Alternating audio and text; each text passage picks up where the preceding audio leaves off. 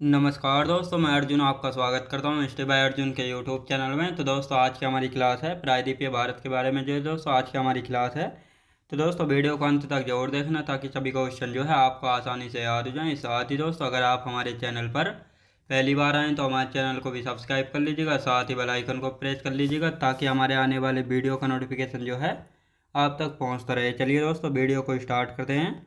यानी आज की क्लास में हम जानने वाले हैं प्रायद्वीपीय भारत के बारे में। तो यहाँ पे हेडिंग डालेंगे प्रायद्वीपीय भारत।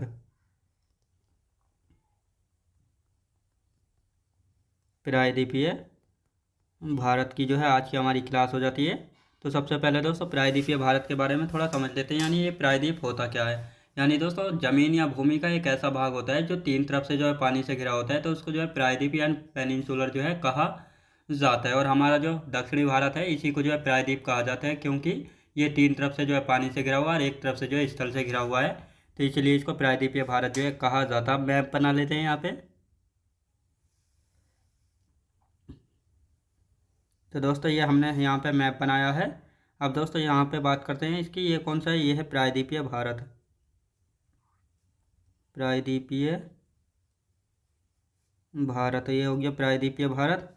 और ये हो गया दोस्तों इधर हो गया स्थल, यानी नॉर्थ हो गया, ये ईस्ट हो गया, वेस्ट और साउथ। अब दोस्तों यदि हम बात करते हैं तो ईस्ट में जो है बंगाल की खाड़ी है, यानी भारत के ईस्ट में। यानी पूरब में कौन सी बंगाल की खाड़ी पड़ती है। भारत के दक्षिण में हिंद महासागर पड़ता है, यानी इंडियन ओशियन जो है ये पड़ता है दोस्तों, हिंद महासागर। दक्षिण में हिंद महासागर हो गया। और यदि बात करते हैं दोस्तों पश्चिम की, पश्चिम में पड़ता है अरब सागर। यानी तीन तरफ से जो है पानी से घिरा हुआ है, तो इसीलिए इसको प्रायद्वीपीय भारत जो है कहा जाता है।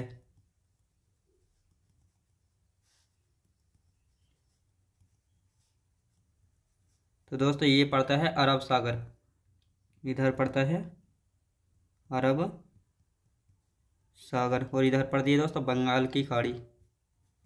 बंगाल की खाड़ी। अब अच्छे से आपको पता लग गया होगा प्रायद्वीपीय भारत क्यों कहा जाता है। यानी एक ज़मीन का एक ऐसा भाग होता है जो तीन तरफ से पानी से घिरा होता है, उसी को प्रायद्वीप जो है कहा जाता है। तो दोस्तों आप इसकी डेफिनेशन यानी परिभाषा लिख लेते हैं ताकि ये आपको अच्छे से याद रहे। तो यहाँ पे हम बात करते हैं प्रायद्वीपीय प्रायद्वीप प्रायद्वीप प्रायद्वीप की बात करते हैं। तो प्रायद्वीप प्रायद्वीप जमीन या भूमि का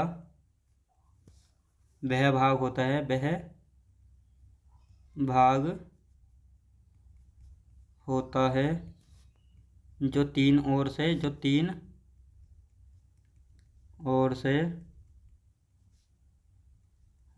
पानी से घिरा होता है, पानी से घिरा होता है, वह प्रायद्वीप कहलाता है। प्रायद्वीप क्या कहलाता है दोस्तों, वह जो है प्रायद्वीप कहलाता है। तो ये आपको याद रखना है। अब आपको अच्छे से पता लग गया होगा प्रायद्वीप क्या होता है। अब दोस्तों यहाँ पे हम बात करते हैं एग्जाम्पल, जैसे अरब प्रायद्वीप। अरब प्रायद्वीप, प्रायद्वीपीय भारत, प्रायद्वीपीय भारत। तो ये एग्जाम्पल है, याद रखें दोस्तों, ये जो है एग्जाम्पल है। अब दोस्तों यहाँ पे एक मैप ले लेता हूँ मैं ताकि आपको अच्छे से समझ में आ जाए। मैप में भी आपको दिखा देता हूँ। तो ये वाला मैप ले लेते हैं दोस्तों। ये रहा मैप, ये आपको दिख रहा होगा, ये है अरेबियन सी। याद रखें दोस्तों, ये है बंगाल की खाड़ी, और ये रहा नीचे ये वाला है इंडियन ओशियन, यानी ये है दोस्तों इंडियन ओशियन। अब आपको अच्छे से पता लग गया होगा तीन ओर से। और ये ऊपर जो है ये नॉर्थ वाला ऊपर जो है स्थल यानी लैंड है, और तीन तरफ पानी है। तो इसी प्रकार जो है इसको प्रायद्वीपीय भारत जो है कहा जाता है। अब दोस्तों यहाँ पे थ्योरी लिखना स्टार्ट करते हैं। जैसे विश्व का सबसे बड़ा प्रायद्वीप कौन सा है, तो अरब प्रायद्वीप जो है विश्व का सबसे बड़ा प्रायद्वीप है। जो हमारा प्रायद्वीपीय भारत है इसका आकार यानी शेप कैसा, त्रिभुजाकार है। इसका निर्माण कब हुआ था, प्री कैम्ब्रियन काल में इसका निर्माण हुआ था। और यहाँ की सभी नदियाँ कैसी हैं, वृद्ध अवस्था में यानी बूढ़ी अवस्था में हैं।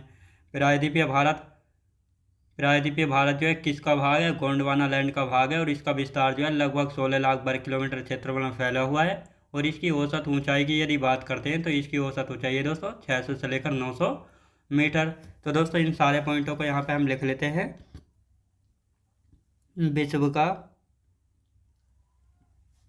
विश्व का सबसे बड़ा प्रायद्वीप, सबसे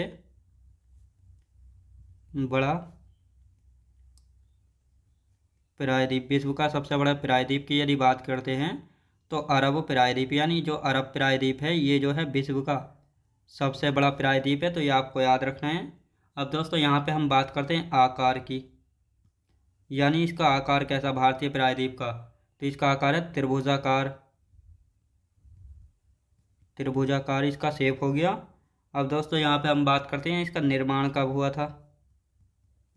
निर्माण की यदि बात की जाए प्री कैम्ब्रियन काल में, प्री कैम्ब्रियन काल में जो है निर्माण हुआ था। तो ये आपको याद रखना है। अब दोस्तों यहाँ पे बात आती है यहाँ की सभी नदियाँ, यहाँ की सभी नदियाँ वृद्धावस्था में हैं, वृद्धावस्था या बूढ़ी अवस्था, याद रखें दोस्तों, बूढ़ी अवस्था में है। यानी जो दक्षिण भारत है या प्रायद्वीपीय भारत है, यहाँ जो नदियाँ बहती हैं कैसी हैं? सभी वृद्धावस्था या बूढ़ी अवस्था में। तो ये आपको याद रखना है। अब प्रायद्वीपीय भारत किसका भाग है? प्रायद्वीपीय भारत किसका भाग है? गोंडवाना लैंड का भाग है। किसका भाग है? गोंडवाना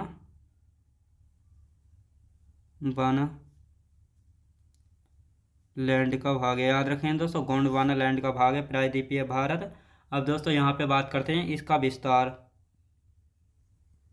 विस्तार की यदि बात की जाए तो 16 लाख वर्ग किलोमीटर क्षेत्रफल में फैला हुआ है। तो ये आपको याद रखना है। अब दोस्तों यहाँ पे हम बात करते हैं औसत ऊंचाई कितनी है। औसत ऊंचाई की यदि बात करते हैं तो 600 से लेकर 900 मीटर जो है इसकी औसत ऊंचाई हो जाती है। दोस्तों अब इसका एक बार रिवीजन कर लेते हैं और सारे पॉइंटों को इनको अच्छे से समझेंगे। तो दोस्तों यहाँ पे हम बात करते हैं प्रायद्वीप क्या है। प्रायद्वीप की यदि बात की जाए, प्रायद्वीप क्या है? तो प्रायद्वीप जमीन या भूमि का वह भाग होता है जो तीन तरफ से पानी से घिरा होता है, वह प्रायद्वीप कहलाता है। एग्जाम्पल अरब प्रायद्वीप और प्रायद्वीपीय भारत। विश्व के सबसे बड़े प्रायद्वीप की यदि बात की जाए तो अरब प्रायद्वीप जो है विश्व का सबसे बड़ा प्रायद्वीप है। इसका आकार यानी शेप कैसा है भारतीय प्रायद्वीप का? त्रिभुजाकार है। निर्माण कब हुआ था? प्री कैम्ब्रियन काल में हुआ था। और यहाँ की सभी नदियाँ कैसी हैं? तो वृद्ध अवस्था या बूढ़ी अवस्था में जो है प्रायद्वीपीय भारत की सभी नदियाँ हैं। प्रायद्वीपीय भारत जो है किसका भाग है? तो दोस्तों गोंडवाना लैंड का भाग है। दरअसल हुआ क्या था, यानी करोड़ों वर्ष पहले जो है जितने भी आज हमारे सारे महाद्वीप हैं ये आपस में जुड़े हुए थे, जिनको दोस्तों पैंजिया कहा गया था।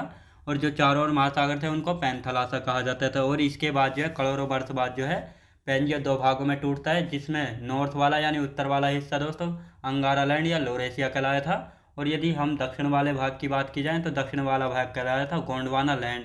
और इन दोनों के बीच में जो है दोस्तों एक 33 भूज सन्निधि का निर्माण हुआ था। आपने सुना होगा 33 सागर या 33 भूज सन्निधि, तो इन दोनों के बीच में पड़ता था।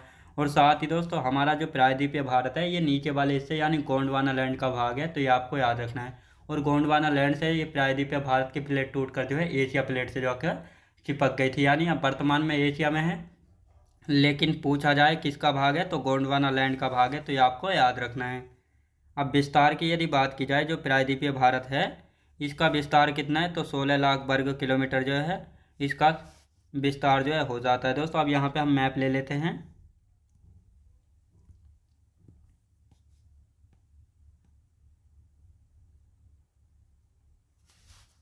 हम यहाँ पे दोस्तों ये वाला हमने मैप ले लिया, यहाँ पे इसको रख लेंगे। अब दोस्तों ये जो हमारा प्रायद्वीप है यहाँ से लेकर इसके यदि विस्तार की बात की जाए तो 16 लाख वर्ग किलोमीटर इसका विस्तार है। कितना दोस्तों? 16 लाख वर्ग किलोमीटर जो है इसका विस्तार हो जाता है। तो ये आपको याद रखना है। अब ये यहाँ पर जो नदियाँ बह रही हैं ये वाली दोस्तों ये हो गई, ये गोदावरी हो गई, महानदी हो गई, ये कृष्णा और ये कावेरी वगैरह हो गई। तो ये सभी नदियाँ कैसी हैं? ये वृद्ध अवस्था या बूढ़ी अवस्था में हैं। और साथ ही दोस्तों इसकी औसत ऊंचाई जो है, औसत ऊंचाई कितनी है? 600 से लेकर 900 मीटर जो है इसकी ऊंचाई है। और दोस्तों इसके आकार यानी शेप की बात की जाए तो ये आपको दिख रहा होगा, ये कैसा है, त्रिभुजाकार है। याद रखें दोस्तों, त्रिभुजाकार है। और इसका निर्माण हुआ था प्री कैम्ब्रियन काल में। किस काल में दोस्तों? प्री कैम्ब्रियन काल में इसका निर्माण हुआ है। और ये जो नीचे वाला हिस्सा है, पहले दोस्तों किसका भाग हुआ करता था? ये गोंडवाना लैंड का भाग था। और ये गोंडवाना लैंड से प्लेट टूटकर जो है एशिया में आकर चिपक गई थी, ये वाली नीचे वाली प्लेट। लेकिन ये भाग किसका कहा जाता है? अब भी गोंडवाना लैंड का भाग ही जो है कहा जाता है। तो ये आपको याद रखना है। अब दोस्तों यहाँ पे मैं आपको दिखा देता हूँ एक मैप और, जिसमें आपको दिख जाएगा कि ये जो है पहले गोंडवाना लैंड का भाग कैसे था और अब जो है कहाँ पर टूट कर पहुँच गया है।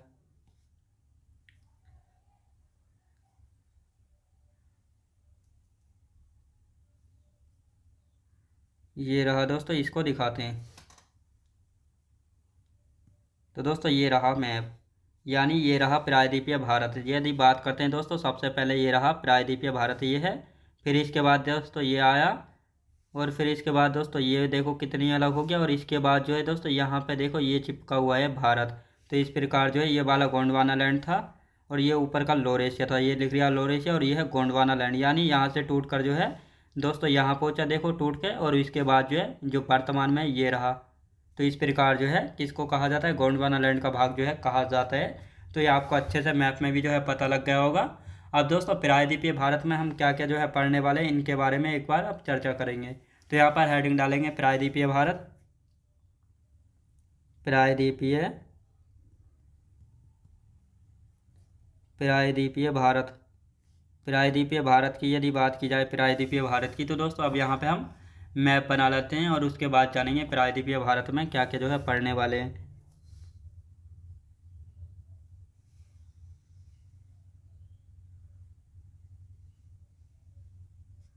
तो दोस्तों ये हमने यहाँ पे मैप बना लिया है।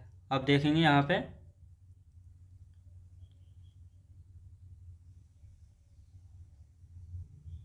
ये प्रायद्वीपीय भारत बना लेते हैं।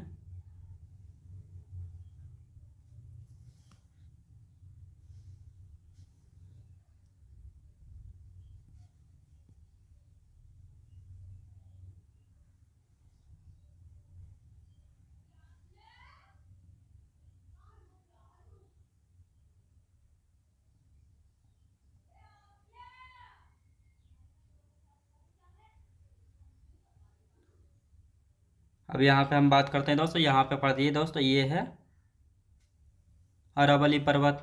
और यदि ये वाले बात करते हैं तो ये कौन सा है दोस्तों? ये है विंध्याचल पर्वत। ये कौन सा हो जाता है दोस्तों? ये है विंध्याचल पर्वत। कौन सा? विंध्याचल पर्वत। और इसके नीचे ये वाला पड़ता है दोस्तों सतपुड़ा पर्वत। ये सतपुड़ा पर्वत हो गया। ये है दोस्तों पश्चिमी घाट पर्वत।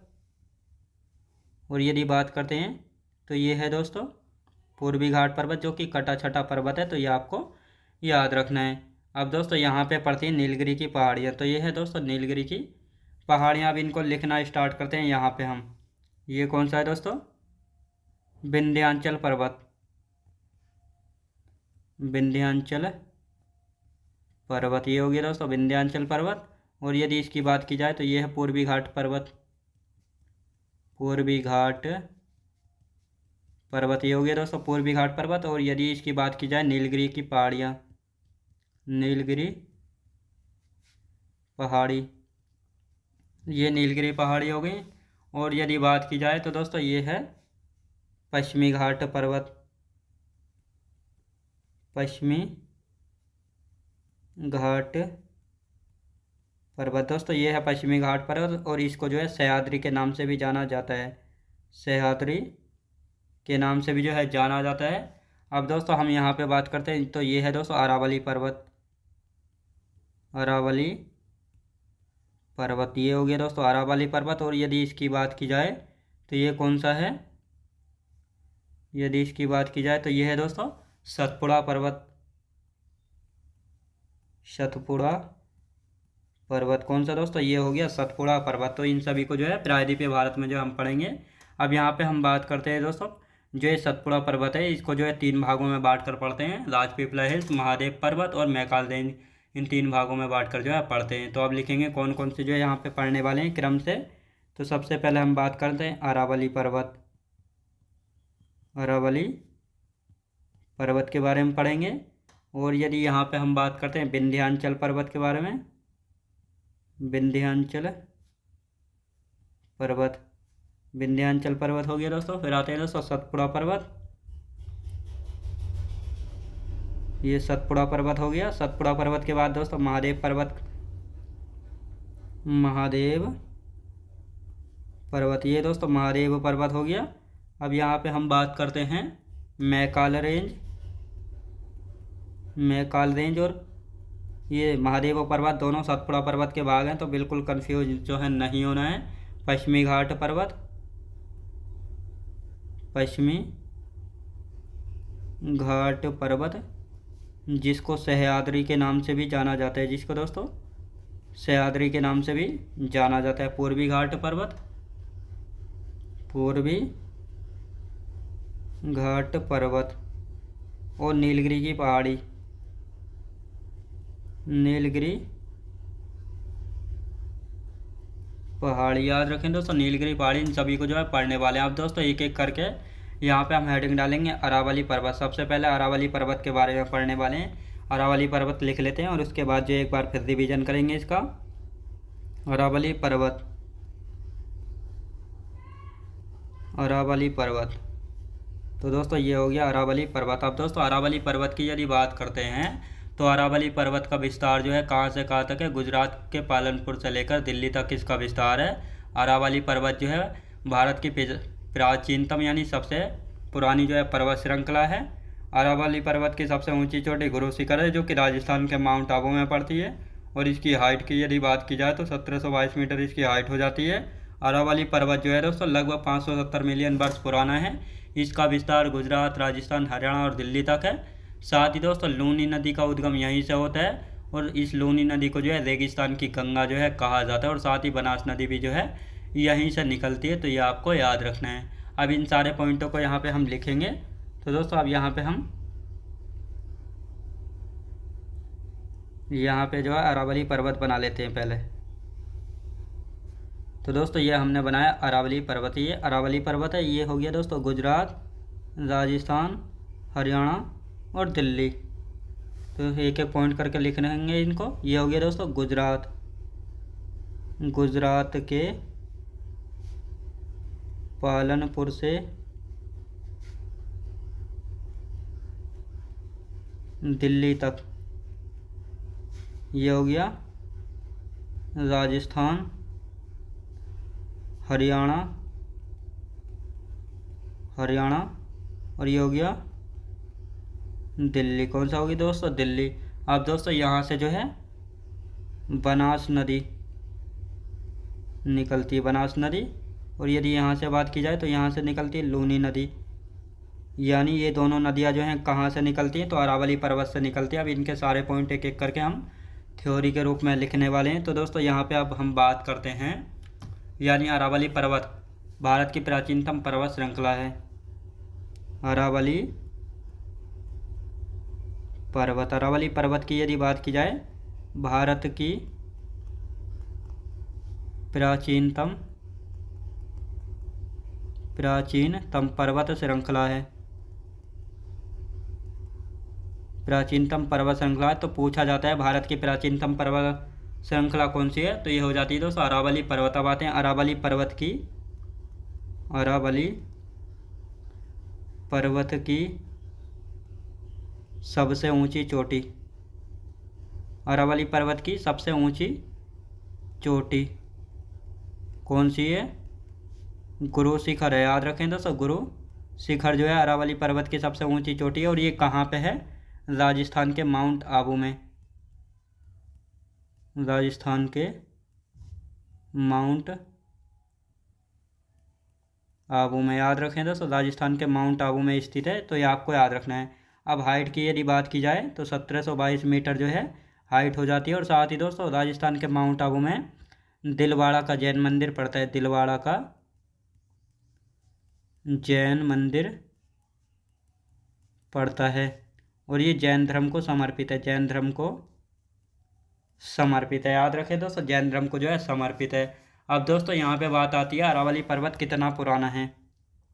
अरावली पर्वत, अरावली पर्वत। अरावली पर्वत की यदि बात की जाए तो 570 मिलियन वर्ष, 570 मिलियन वर्ष पुराना है। तो ये आपको याद रखना है। अब यहाँ पे बात करते हैं विस्तार की।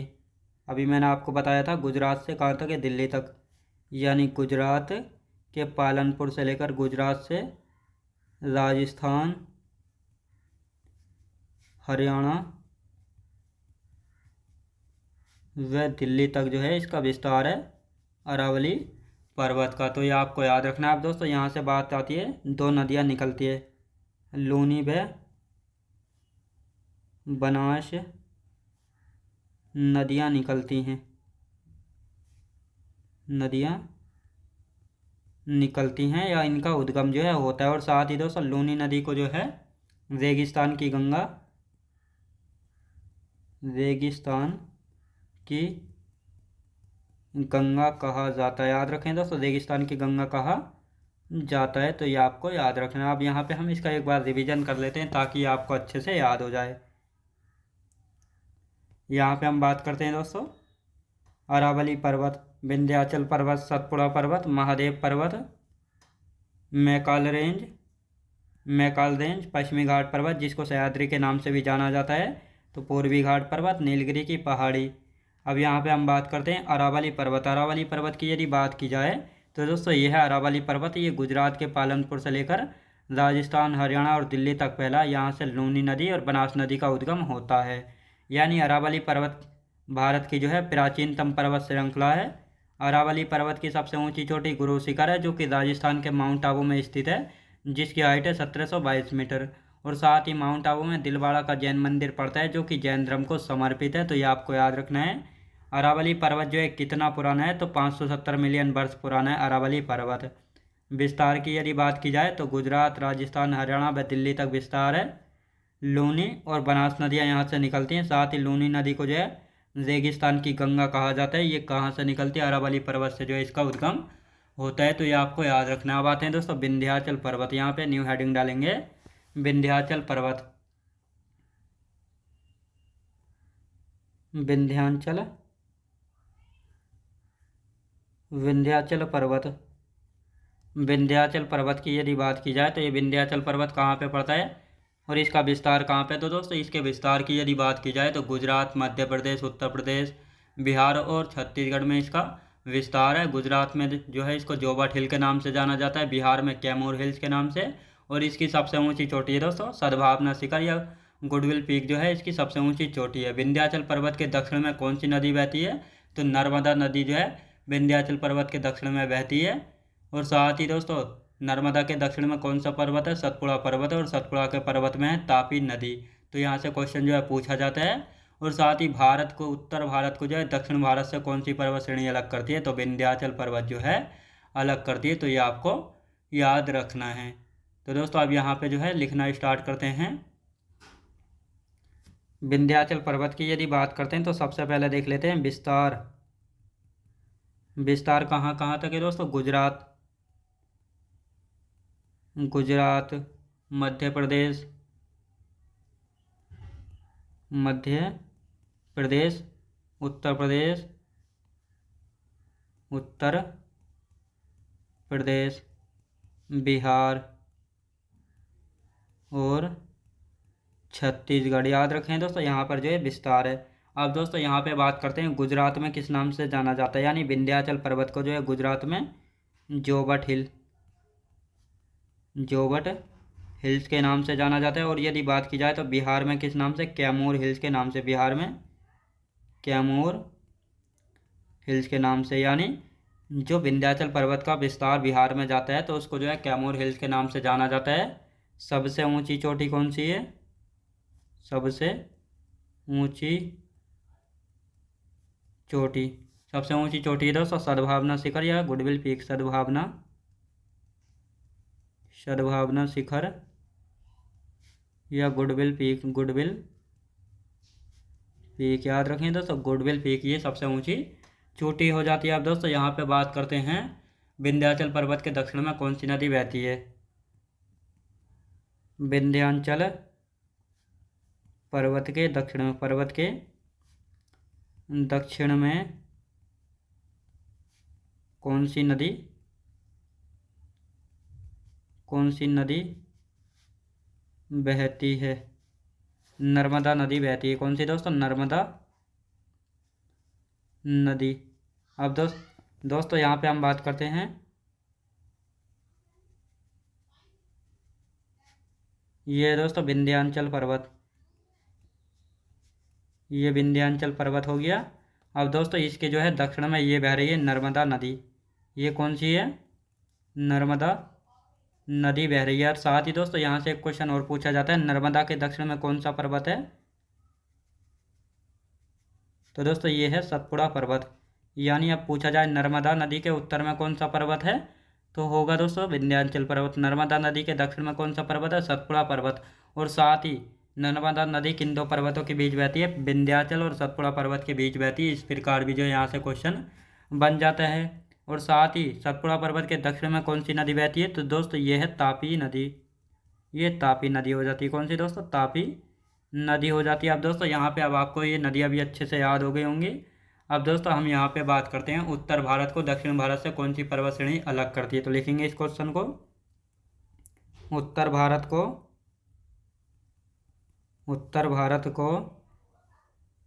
दक्षिण भारत से कौन सी पर्वत श्रेणी अलग करती है? तो ये आपको याद रखना है। यानी उत्तर भारत विंध्याचल पर्वत श्रेणी अलग करती है। लिखेंगे विंध्याचल पर्वत श्रेणी अलग करती है। तो ये आपको याद रखना। आप दोस्तों कैसे अलग करती है, तो दोस्तों यहाँ पे हम मैप बना लेते हैं। तो दोस्तों यहाँ पे पड़ती है विंध्याचल पर्वत हो गया। अब दोस्तों इसके ऊपर जो है ये पड़ता है नॉर्थ, यानी ये है उत्तर भारत, ये उत्तर भारत हो गया। और ये हो गया दक्षिण भारत। अब आपको अच्छे से समझ आया होगा। यानी उत्तर भारत व दक्षिण भारत को अलग करने का काम कौन सी पर्वत श्रेणी करती है? तो ये करती है दोस्तों विंध्याचल पर्वत श्रेणी जो है अलग करती है। अब दोस्तों यहाँ पे हम बात करते हैं, नर्मदा नदी किन दो पर्वतों के बीच बहती है? इस क्वेश्चन को लिखेंगे, नर्मदा नदी किन दो पर्वतों के बीच बहती है? किन दो पर्वतों के बीच बहती है। तो किन दो पर्वतों के बीच बहती है? तो ये आपको याद रखना है दोस्तों, विंध्याचल व सतपुड़ा पर्वत के बीच जो है बहती है। यानी इन दोनों पर्वतों के बीच जो है बहती है। तो ये आपको याद रखना है। अब दोस्तों यहाँ पे हम बात करते हैं, जैसे अभी मैंने आपको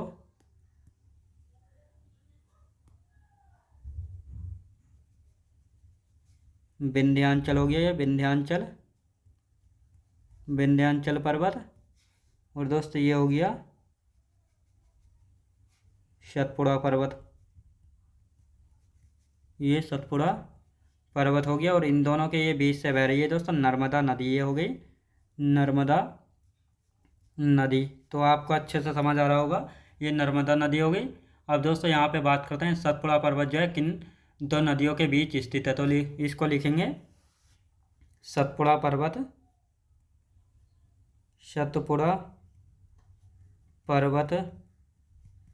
किन दो नदियों के बीच स्थित है? किन दो नदियों के बीच स्थित है? तो ये आपको पता होना चाहिए। दोस्तों ऊपर जो है कौन सी नदी बहती है? ऊपर नर्मदा नदी बहती है। तो दोस्तों ये यदि इसकी बात की जाए तो ये हो गई नर्मदा नदी। और यदि इसकी बात की जाए तो ये हो गई तापी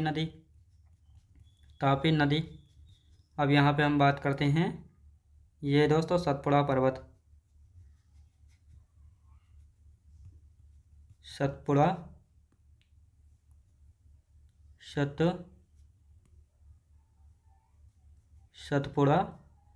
पर्वत। तो ये आपको अच्छे से दिखाई दे रहा होगा कि सतपुड़ा पर्वत जो है किन दो नदियों के बीच बहता है, किन दो नदियों के बीच स्थित है, नर्मदा व तापी नदी के बीच स्थित है, नर्मदा व तापी के बीच। याद रखें दोस्तों, तापी के बीच। तो दोस्तों आज की क्लास जो है अब हमारी यहीं तक रहेगी और इससे आगे काम कल की क्लास में करेंगे। अभी दोस्तों इसका जो है एक बार आप रिवीजन कर लेते हैं ताकि ये आपको अच्छे से याद हो जाए। यानी विंध्याचल पर्वत की यदि बात की जाए तो दोस्तों इसका विस्तार गुजरात, मध्य प्रदेश, उत्तर प्रदेश, बिहार और छत्तीसगढ़ में। गुजरात में इसको जोवट हिल के नाम से जाना जाता है, बिहार में दोस्तों कैमूर हिल्स के नाम से जाना जाता है। सबसे ऊंची चोटी कौन सी है? सद्भावना शिखर या गुडविल पीक जो है दोस्तों इसकी सबसे ऊंची चोटी है। विंध्याचल पर्वत की यदि बात की जाए तो इसके दक्षिण में कौन सी नदी बहती है? नर्मदा नदी जो है विंध्याचल पर्वत के दक्षिण में बहती है। तो ये विंध्याचल पर्वत हो गया दोस्तों, और ये है नर्मदा नदी। अब दोस्तों साथ ही नर्मदा नदी के दक्षिण में कौन सा पर्वत है? सतपुड़ा पर्वत है। सतपुड़ा पर्वत के दक्षिण में कौन सी नदी बहती है? तापी नदी। याद रखें दोस्तों, तापी नदी बहती है। उत्तर भारत को दक्षिण भारत से कौन सी पर्वत श्रेणी अलग करती है? तो विंध्याचल पर्वत जो है उत्तर भारत को दक्षिण भारत से अलग करती है, यानी ये उत्तर भारत और ये दक्षिण भारत। तो यहाँ पे पड़ती है विंध्याचल पर्वत। अब नर्मदा नदी जो है किन दो पर्वतों के बीच बहती है? दो पर्वतों के बीच, विंध्याचल और सतपुड़ा पर्वतों के बीच जो है बहती है। विंध्याचल पर्वत हो गया और ये सतपुड़ा पर्वत, और ये दोस्तों नर्मदा नदी बह रही है, तो ये आपको याद रखना है। सतपुड़ा पर्वत किन दो नदियों के बीच स्थित है? नर्मदा व तापी के बीच स्थित है। ये नर्मदा हो गई और ये तापी, यानी नॉर्थ में नर्मदा और साउथ में क्या होगी? तापी नदी। इन दोनों नदियों के बीच पड़ता है सतपुड़ा पर्वत। तो दोस्तों आज की क्लास हमारी यहीं तक रहेगी। मैं उम्मीद करता हूँ आपको वीडियो क्वालिटी, कंटेंट वगैरह सभी कुछ आपको पसंद आया होगा। पसंद आया तो लाइक शेयर और सब्सक्राइब करना बिल्कुल भी ना भूलें। साथ ही दोस्तों अगर आप हमारे चैनल पर पहली बार आएँ तो हमारे चैनल को भी सब्सक्राइब कर लीजिएगा, साथ ही बेल आइकन को प्रेस कर लीजिएगा ताकि हमारे आने वाले वीडियो का नोटिफिकेशन जो है आप तक पहुँचता रहे। चलिए दोस्तों मिलते हैं नेक्स्ट वीडियोज़ में।